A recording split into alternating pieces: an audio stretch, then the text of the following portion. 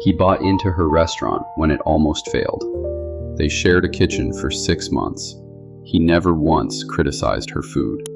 That was the part she couldn't explain. There is a thing that happens in professional kitchens that outsiders don't understand, which is that criticism is a form of respect.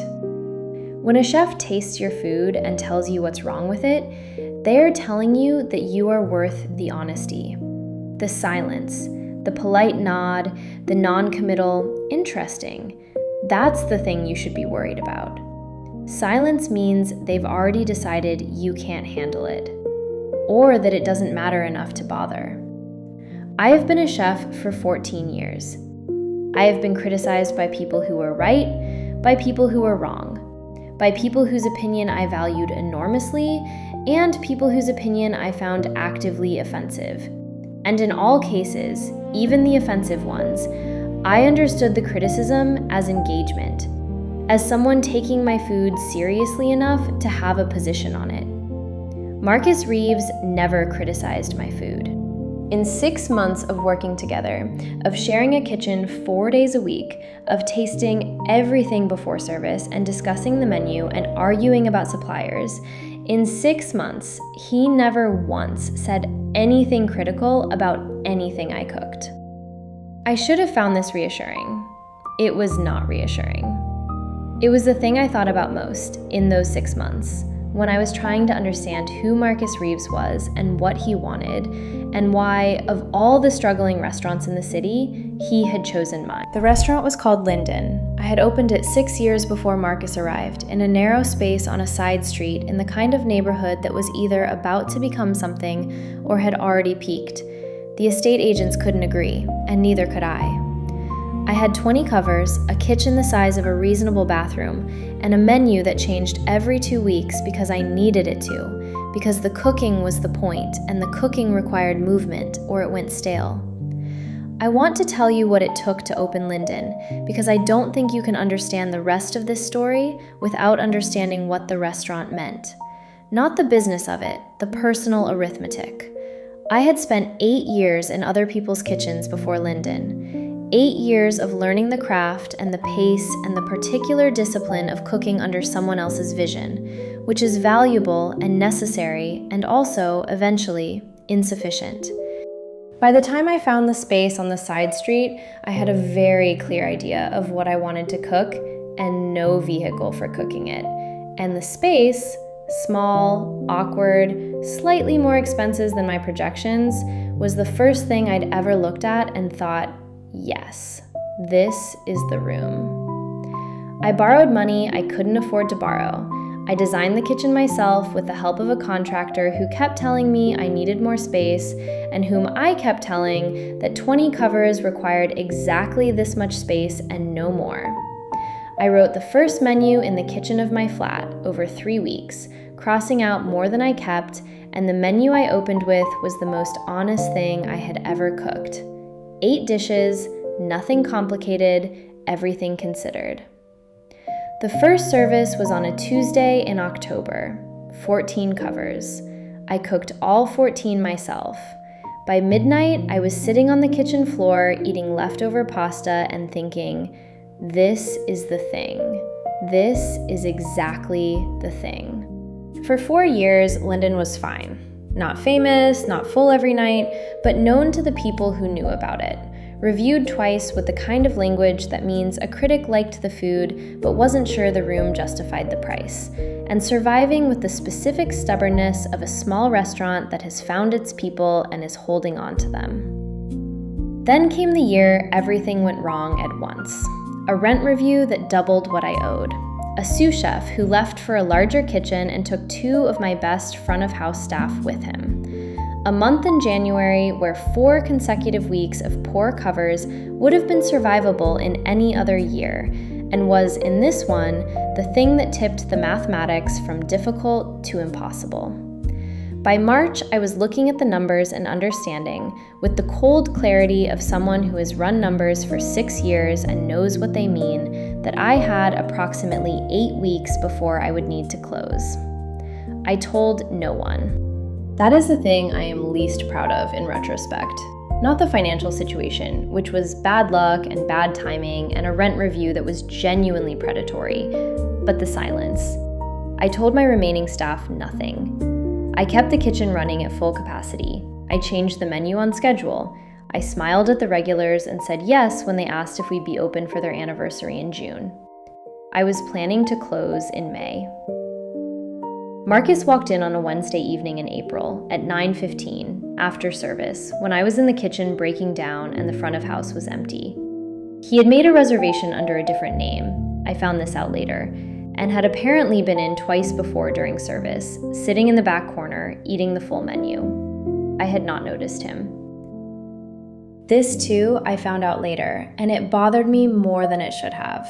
He came through the kitchen door, which guests don't do, there's a clear protocol, and said, with the specific calm of someone who has thought carefully about how to begin a difficult conversation, "I'd like to talk to you about the restaurant. I think I can help." I was holding a sauté pan. "We're closed," I said. "I know." I waited. He looked at the kitchen. "I've eaten here 3 times. I think you're the best chef working in this city at this price point. I also think you're about to close. I'd like to propose something before you do." I looked at him for a long moment. He was perhaps 40, dressed without particular effort in the way of someone who doesn't need to make an effort, and he was looking at the kitchen with the expression of someone assessing something they want to understand rather than someone who wants to impress. "Sit down," I said. "I'll make you something while we talk." I don't know why I said that. It wasn't professional instinct. It was the thing that came out. "I was hoping you'd say that," he said. The proposal was straightforward. He would buy a 40% stake in Linden for a figure that would cover my debt, fund a modest renovation of the dining room, and provide a working capital buffer through the following year. In exchange, he would be involved in the business side, suppliers, financials, front of house management, and would have a presence in the restaurant 3 to 4 days per week. He was not a chef. He was clear about this. He had run businesses. He was vague about which ones, precise about what he'd learned from them. And he believed, he said, that Linden was worth saving, and that the thing it needed was not a different kitchen, but a different structure around the kitchen. I asked the obvious question, why Linden? There were other restaurants in the city that were struggling, some of them more prominent than mine, some with larger audiences and more name recognition. Why a 20-cover room on a side street? He was quiet for a moment. "Because the cooking is honest," he said. "I've eaten at a lot of restaurants, and most of them are performing something. Linden isn't performing. The food is what it is, and what it is very good. And that's the thing that's actually rare." I didn't say anything to that. I was standing at the pass, watching him eat the thing I'd made him. Pasta, simple, the kind of thing you make when you're tired and cooking from instinct. And he was eating it the way I recognized as someone who actually tasted what was in front of them, rather than just consuming it. "And the other question," I said. "Why me? Why not bring in a different chef and keep the space?" "Because the space is the chef," he said. "You built this. It runs the way it runs because of how you think. Changing the chef would change the restaurant. That's not what I want." I thought about this for a long time, that night and the nights after. I understood, being offered exactly what I needed by someone I didn't know, for reasons I found plausible but not entirely transparent. The instinct that had kept me in the kitchen for 14 years said, "Be careful."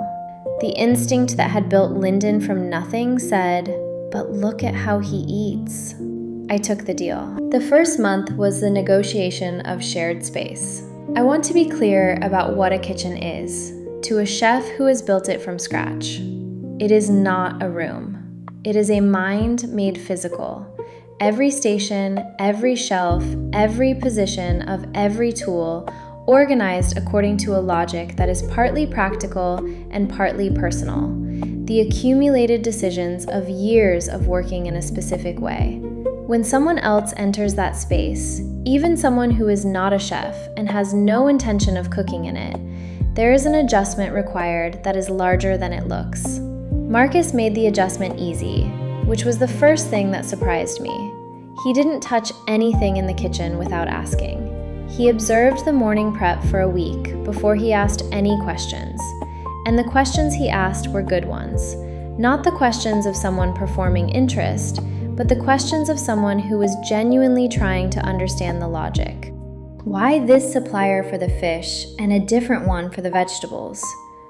Why the menu changed on Wednesdays instead of at the weekend? Why the kitchen ran with 4 people when the covers suggested it could be managed with 3? The answers I gave him changed the way I thought about the answers. That was the unexpected thing. I had been making these decisions for 6 years without articulating the reasoning, and articulating it, having to find the words, to a person who was listening carefully and following up, clarified things I hadn't known were unclear. In the second week, he asked about the prep sequence. Not why it was structured the way it was, he'd observed enough by then to understand the logic, but whether I'd ever considered running it differently. Whether there was a version that started from a different place and arrived at the same result more efficiently. I had not considered it. I told him so. "Would you mind if I thought about it?" he said. "I'm not going to suggest anything. I'd just like to think about it and see if there's anything worth raising." "Think about what you want," I said. 3 days later, he came in with 3 alternative sequences drawn out on paper. Clean, precise, the diagrams of someone who thinks spatially, and set them on the pass without comment. I looked at them while he was in the front talking to the floor staff. 2 of the sequences were worse than mine. The third was better by about 12 minutes of prep time, and I adopted it the following week, and he never mentioned it again. And I thought about that, about the way he'd offered the idea and then let it be for a long time afterward. "You explained the Wednesday menu change to me," he said in the second week, "but I don't think the explanation you gave is the real reason. I was at the fish station. I didn't look up. What do you think the real reason is?" "I think Wednesday is when you're the most interested," he said. "I think Monday and Tuesday you're still in the previous menu, and Thursday and Friday you're executing, and Wednesday is the day you're actually present." In the problem of the new menu, I looked up. "You watch people cook?" I said. "I watch everything," he said. "That's most of what I do."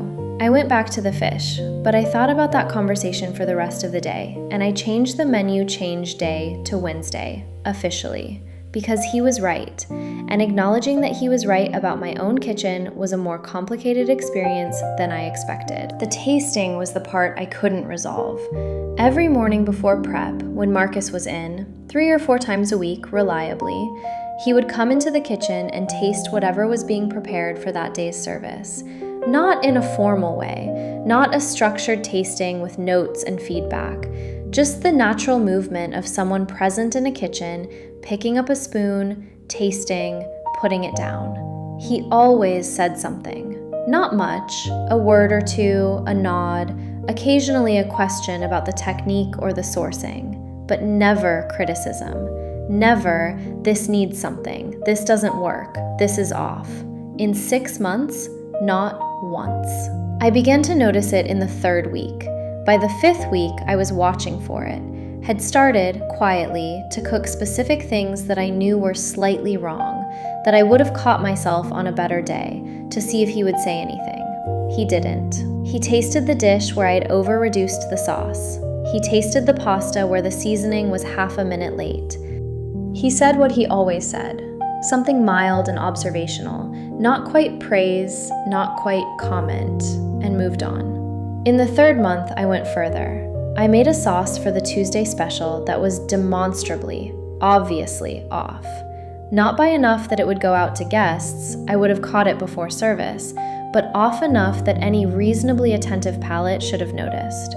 I set it at the pass at 10 in the morning and waited. He came in at 10:30. He tasted the sauce. He looked at it for a moment. He said, "The shallots are good today." That was it. The shallots were fine. The sauce was wrong and the shallots were fine, and he said nothing about the sauce at all. I fixed it before the afternoon prep. I didn't tell him I'd fixed it.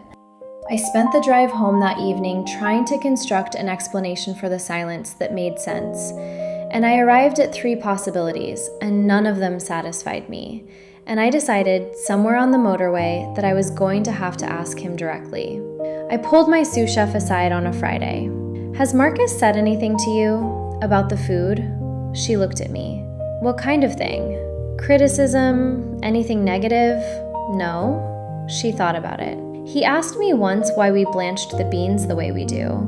I explained, and he said that made sense. That's the most critical it's gotten."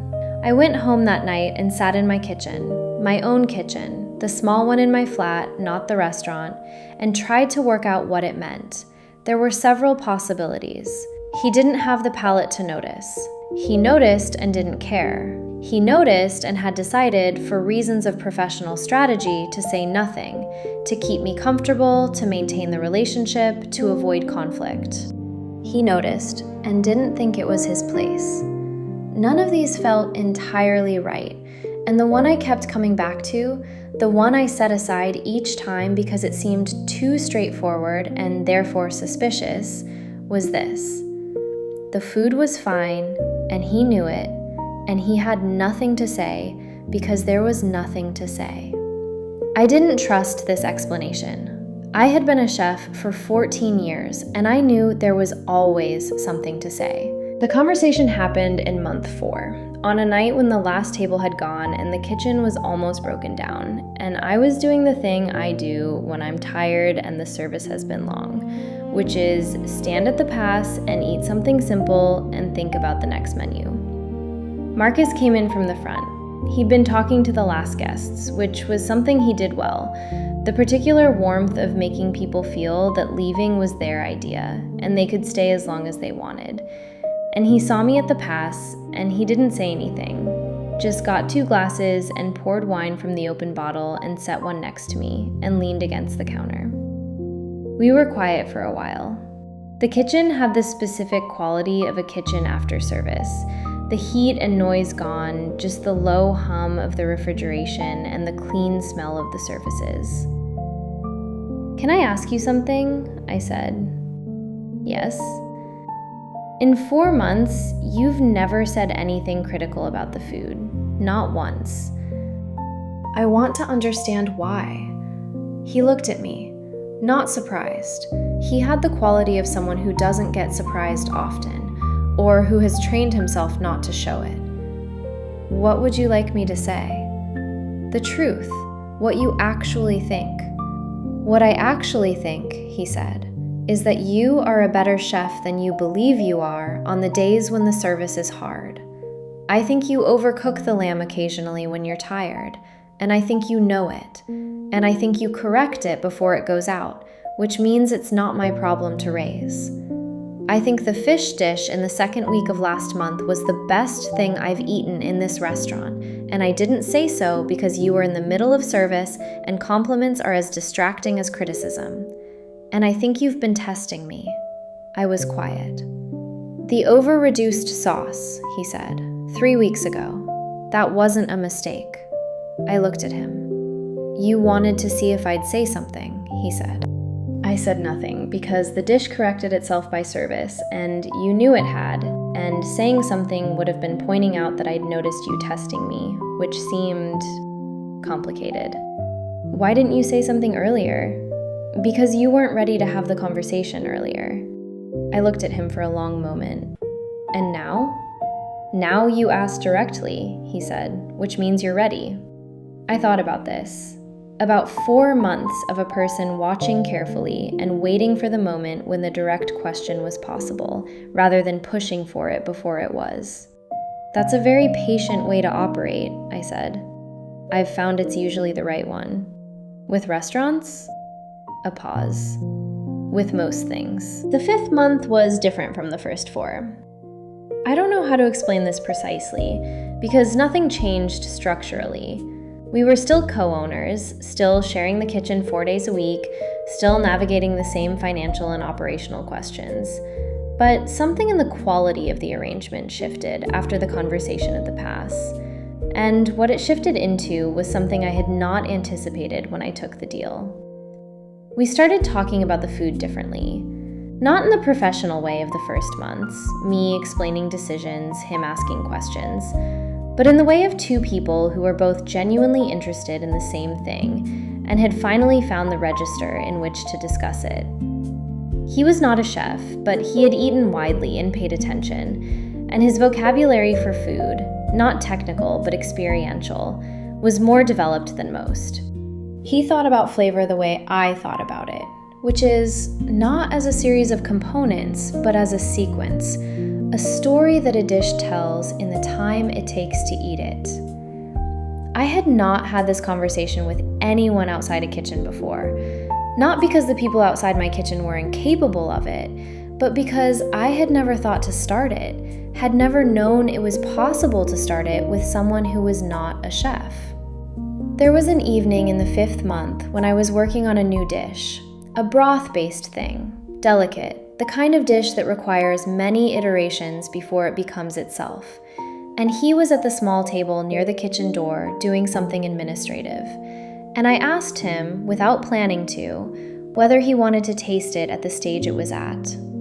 He came to the pass, he tasted it. He was quiet for a moment, in a different way from his usual quiet. This was the quiet of someone working something out, rather than withholding. "It's almost there," he said. "But the finish is going somewhere I don't think you want it to go." "Where is it going?" "Heavier, at the end. The whole dish is very light until the last moment, and then something pushes it down. I don't know what technically, I just know it doesn't feel like where the dish wants to end up."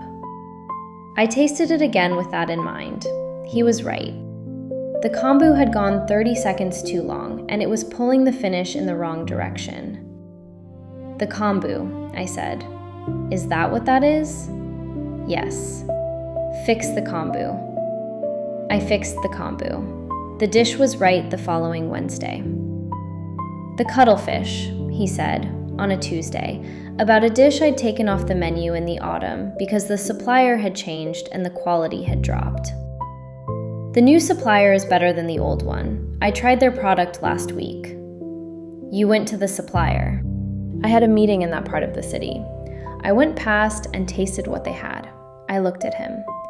"You went to a fish supplier on your own time to taste cuttlefish for a dish that isn't currently on my menu." "It was on my way."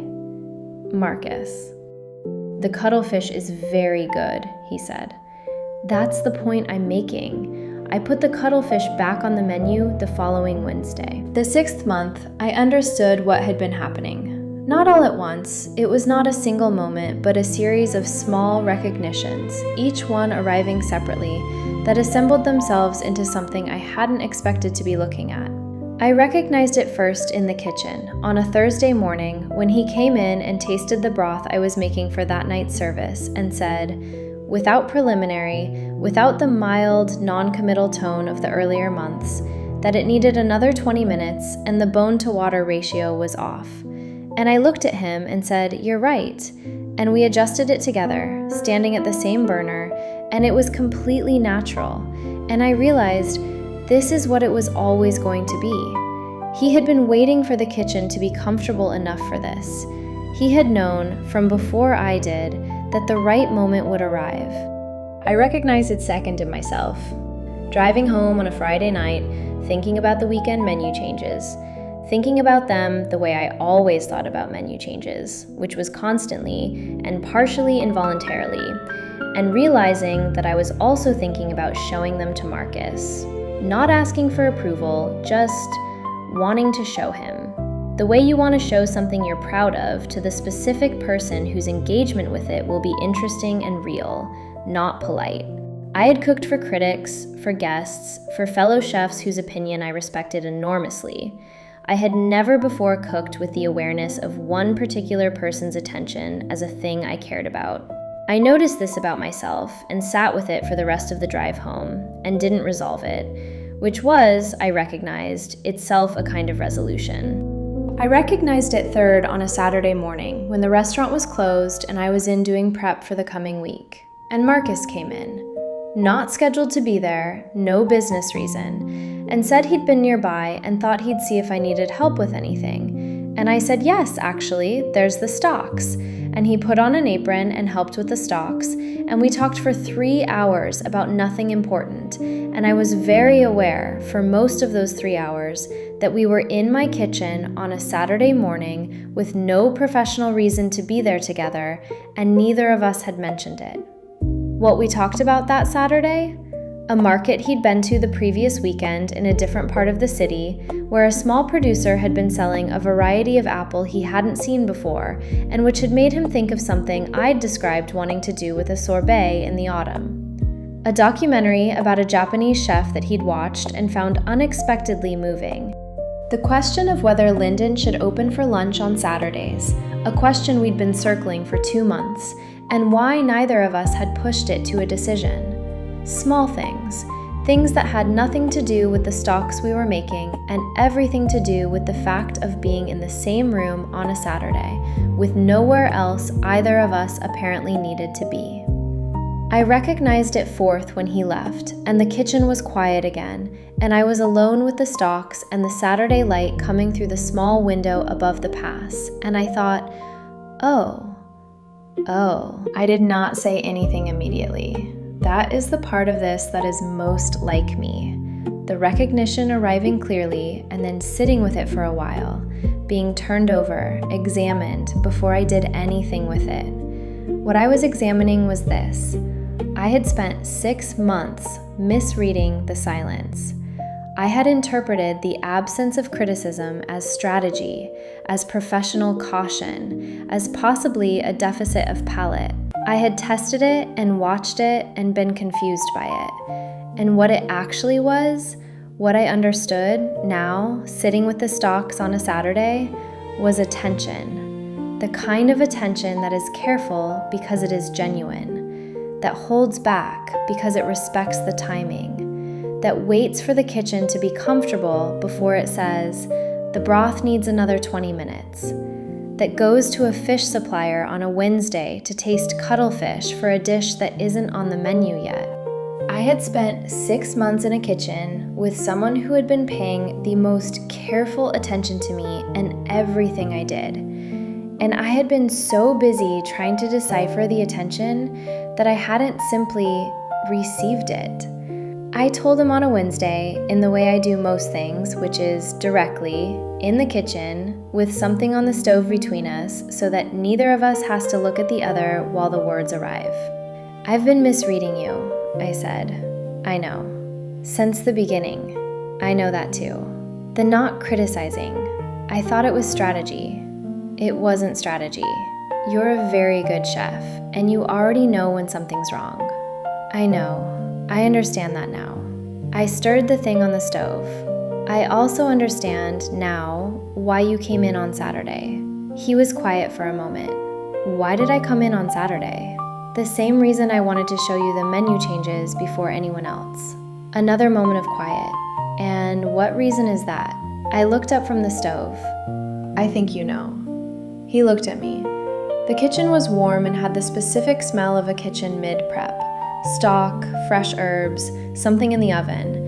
And it was, I thought, the right room for this conversation, which is the same thing I think about every important thing that has happened in a kitchen. It was the right room. Yes, he said, I know. Here is what I want to say at the end of this about kitchens and the people who share them. A kitchen is the most honest room I know. You cannot maintain a performance in a kitchen. Not for long, not under pressure, not across 6 months of service and prep and the particular stress of a restaurant that nearly didn't survive. What you are comes out. How you think, how you move, what you care about, what you do when something goes wrong. A kitchen shows all of it, eventually, to anyone who is paying attention. Marcus Reeves was paying attention from the beginning. I know this now.